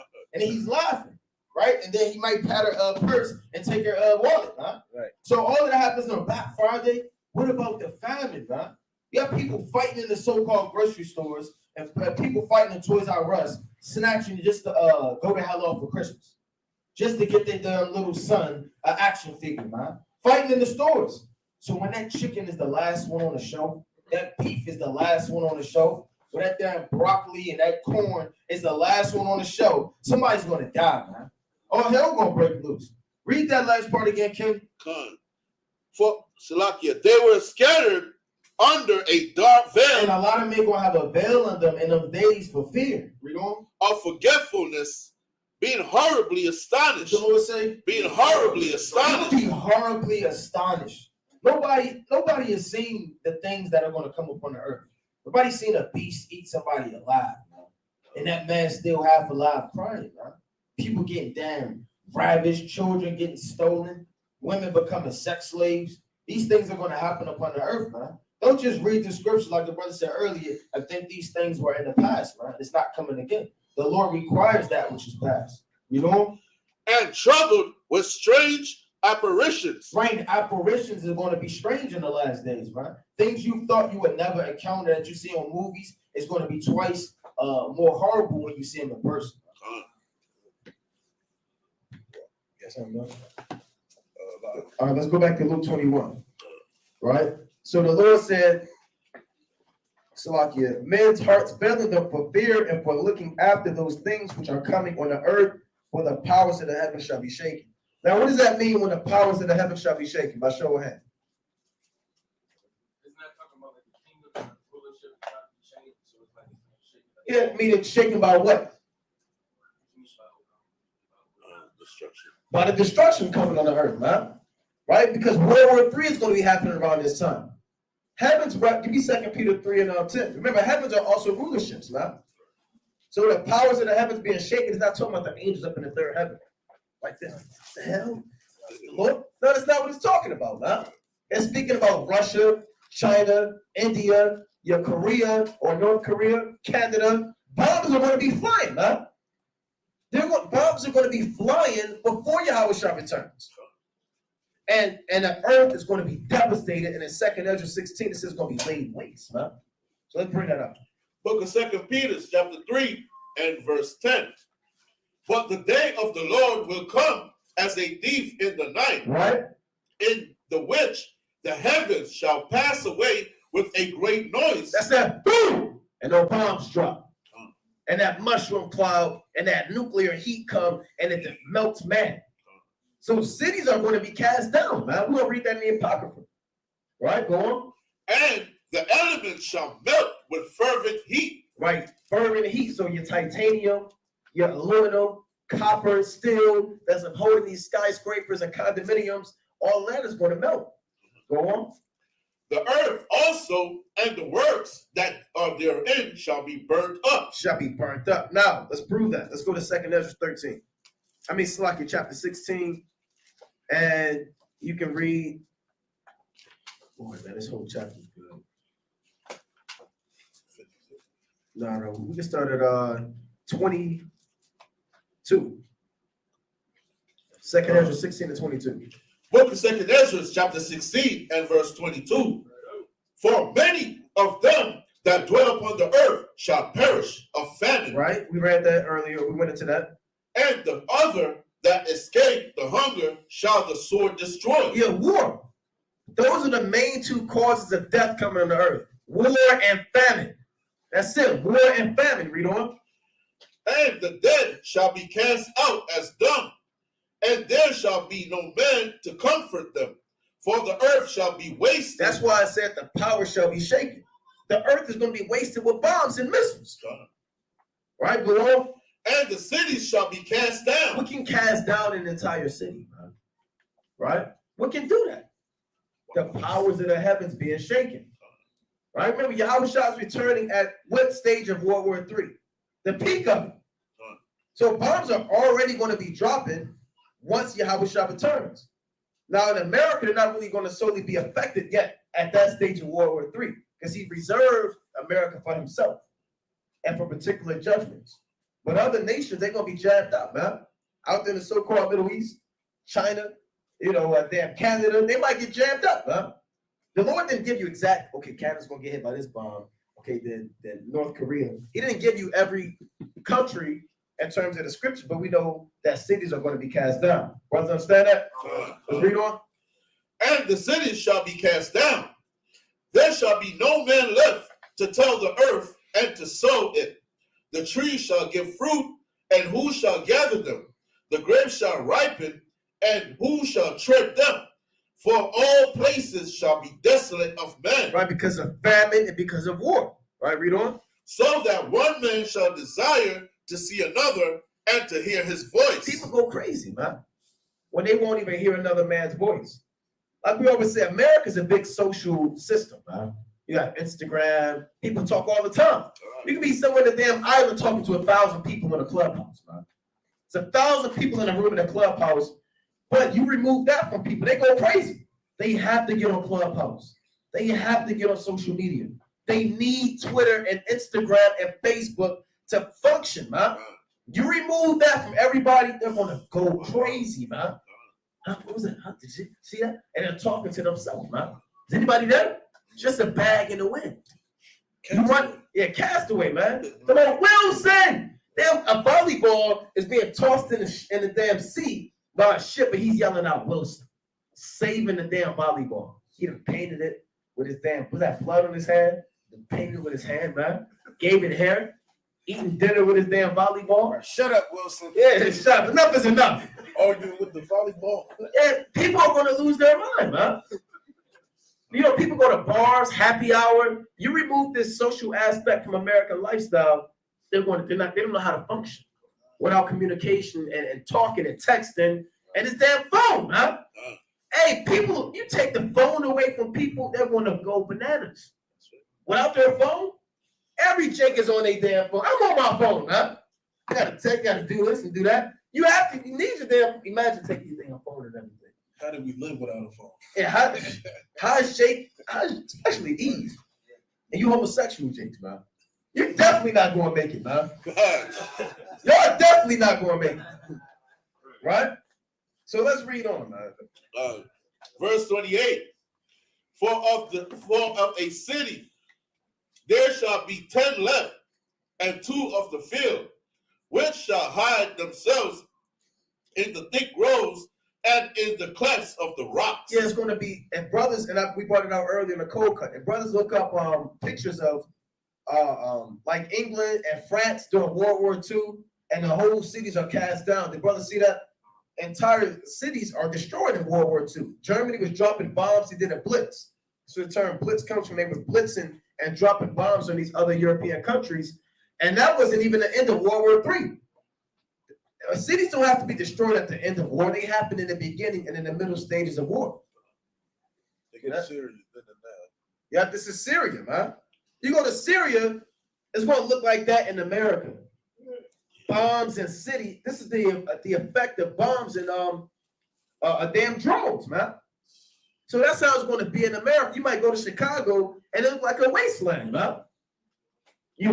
And people are hiding in abandoned skyscrapers on the 10th floor. Look, what's this? That's a better one. Oh, that's a better one too. Check this out. So up the top is back in the day, and then that's how it looks now. Coming to a city near you: Paris, Chicago, LA, New York, Miami. And people are going to be hiding in this damn rubble, man. Why hiding in these abandoned buildings? You might see one up there, you might run away because he's scared that you might take his food. It's going to be all hell breaking loose, man. This is the effect of the powers being shaken. Let's finish that in 2 Ezra 16.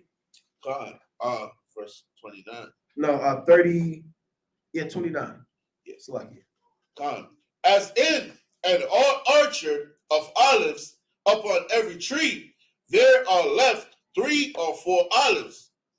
Or as when a vineyard is gathered, there are left some clusters of them that diligently seek through the vineyard. Yeah, they want that fruit, man. They will diligently seek. If you told them, look, we ain't got all of the gleaning, go out and get what you can.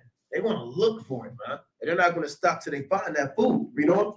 Even so, in those days, there shall be 3 or 4 left by them that search their houses with the sword. People are going to be searching houses with the sword, man. Is anybody in here all black on, like maybe t-shirts tied around their face, maybe gas mask on, man, because of the nuclear fallout. They show you that in that movie. Now what is that? This is not this how it is. It's not the comedy one, but it's another one they made with Forrest Whitaker. How it is. And they showed they were traveling from one part of the country to another part, and they got there, and it was a wasteland, right? And you can see the nuclear fallout, and the whole city was cast down. I Am Legend is another example. Book of Eli, you know, the road. They show you the effect of a so-called post-apocalyptic America, man, and how these cities are going to be destroyed as a result of war. When Yahushua returns, earth is going to be cast down already, man. You know, that's the powers of the heavens being shaken. Read on one more now. And the earth shall be laid waste, and the fields thereof shall wax old, and her ways and all her paths shall grow full of thorns, Right? because no man shall travel there through. The virgins shall Let's sit mourn. on that. No, read on. The virgins shall mourn, having no bridegrooms. The women shall mourn, having no husbands. Their daughters shall mourn, having no helpers. In the wars shall their bridegrooms be destroyed, and their husbands shall perish of famine. You see that? A lot of women are going to be single, right? They're going to be out there because their husbands are going to be drafted to World War III. That draft may come back.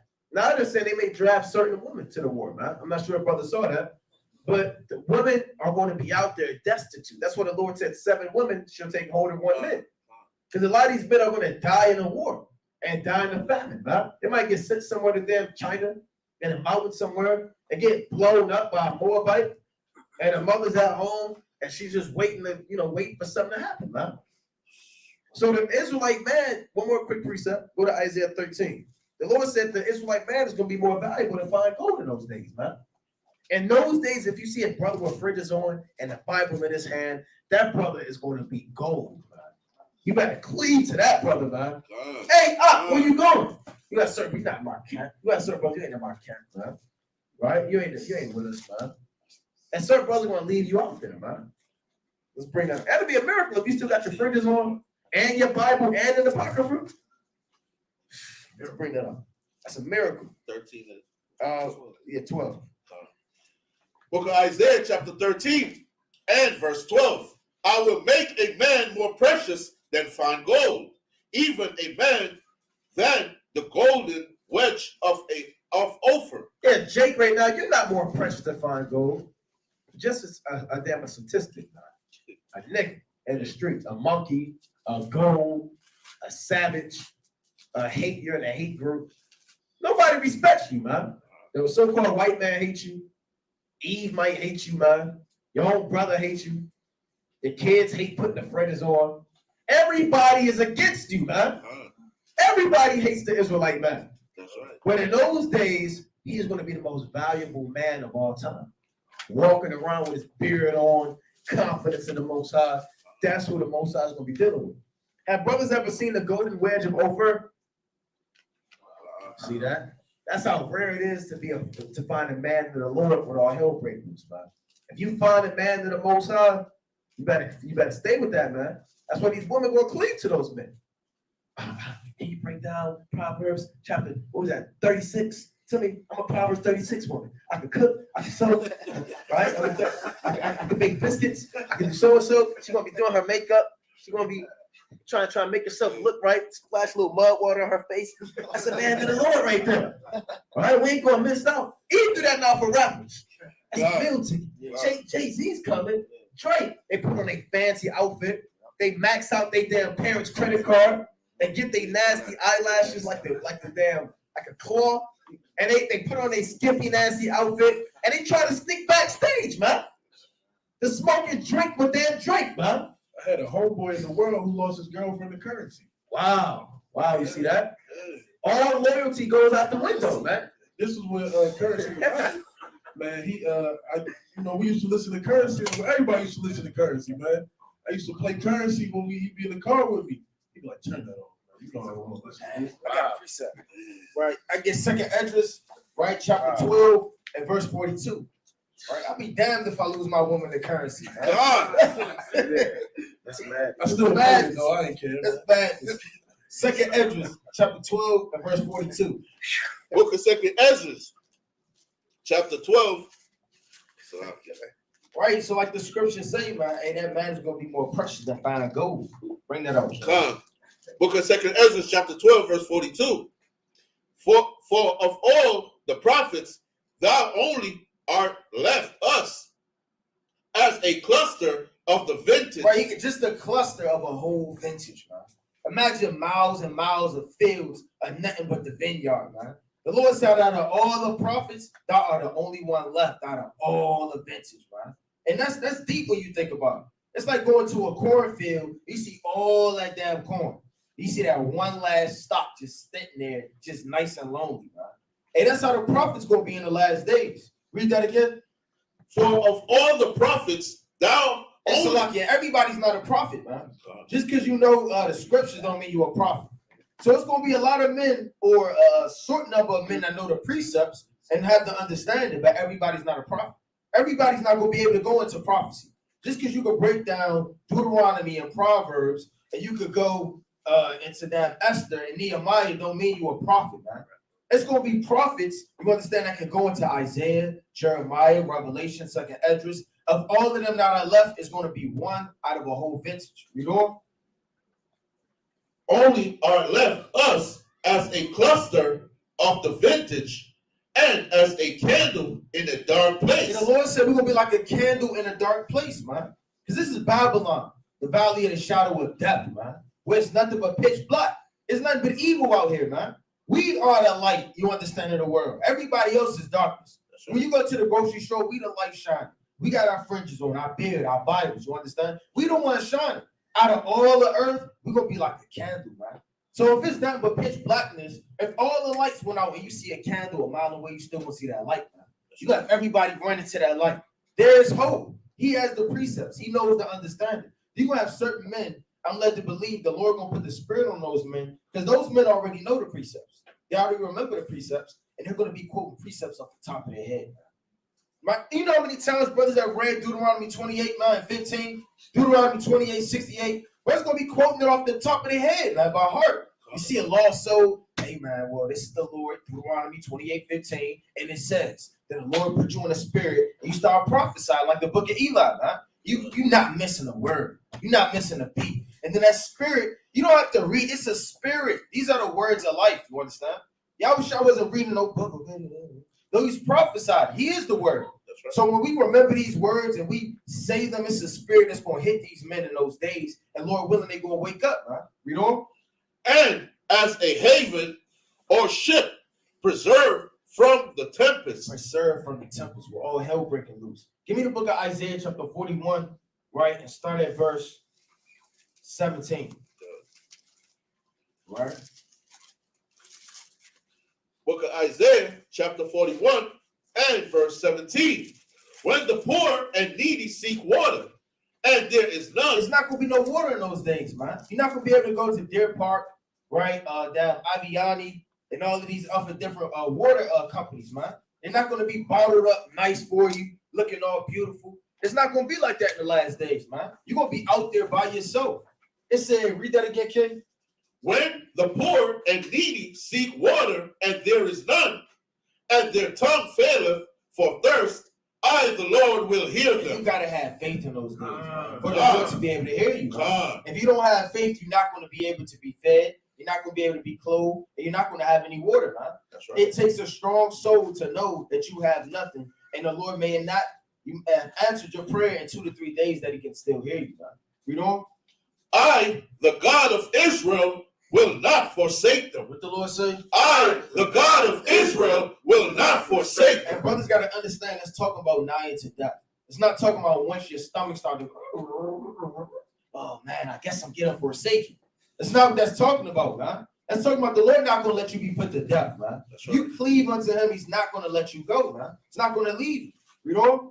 I will open rivers in high places and fountains in the midst of the valley. Right, you're going to make a way out of nowhere. Read. I will make the wilderness a pool of water, and the dry land springs of water. And the Lord can feed you. He can clothe you. He can give you something to drink when there's nothing to drink out of. I want to give one more precept just to prove that. How impossible this is, man. But the Lord does it to the saints. Give me the book of Judges, chapter 15 and verse 18. Because how did water appear out of Samson's? We won't read it. That's the Lord feeding you, man, and giving you something to drink when there is no way. Book of Judges, chapter 15 and verse 18. And he was sore of thirst. He was thirsty, man. He needed something to drink. Now the sun could be out. It could be cold, right? You could be getting all ashy and peeling away and about to fall out, right? He says, and he was a sore thirst. And called on the Lord. And then what? And called on the Lord. When you thirsty, you gotta call on the Lord. You know? And said, thou hast given this great deliverance into the hand of thy servant, and now shall I die for thirst. Right, thou hast given great hand of deliverance through the hand of thy servant. I mean, he took down all of these Philistines, man. He beat them to pieces. Now the Lord may give you the wisdom, knowledge, and understanding. He may preserve you, have a place to sleep, and then you still like, well, damn, I went through all of that. Am I going to die of thirst? Did you bring me this far to let me go? Read. And fall into the hand of the uncircumcised. Right, you're going to fall into the hand of Esau in the last days. But Yahweh clave and hollow, Salakia, but Yahweh clave and hollow place that was in the jaw, and there came right, water. that little jaw, right, he was doing all of that work with, right, he caved a little hollow place. I mean, how did this water come out of nowhere, man? Somebody got to break this down. It's going to be miracles in the last day the Lord's going to be doing for his saints. Stop just thinking you're going to have to see Deer Park water, right? And you have to see it laying down in the dirt, and then you dig it up. You see the cap just sticking up right out of the dust, and you have to dig it up. And now you get the damn Deer Park water, man. We have in the scriptures an account where the Lord made way out of nowhere, out of a jar. Read on. Thereof, Salakia, there came water thereof, thereout. And when he had drunk, his spirit came again. His spirit came again. Read on. And he revived. Wherefore he called the name thereof and Hakor, Salakia, and Hakor, which is in Lehi, Right, there you go. unto Right. this day. So that's the point, man. The Lord can give you a little bit and that revive your spirit, man. That little bit of precept and he's about to fall down and he was getting cast down. You read that one precept, you get that one phone call, you watch that one video, you watch that one lesson, man. Right? You woke up, you were zealous out of nowhere. You find that one loaf of bread, you find that one piece, right, or whatever the case may be, and that's the Lord, and your spirit will revive to keep going in the last days. That's right. That's right. And let's go. You got something? Let's go back to Luke 21 and 27. Book of Luke, chapter 21, verse 27. And then shall they see the Son of Man coming in a cloud with power and great glory.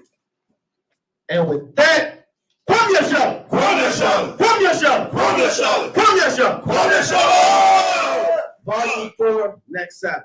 Most High willing, shalom. Shalom.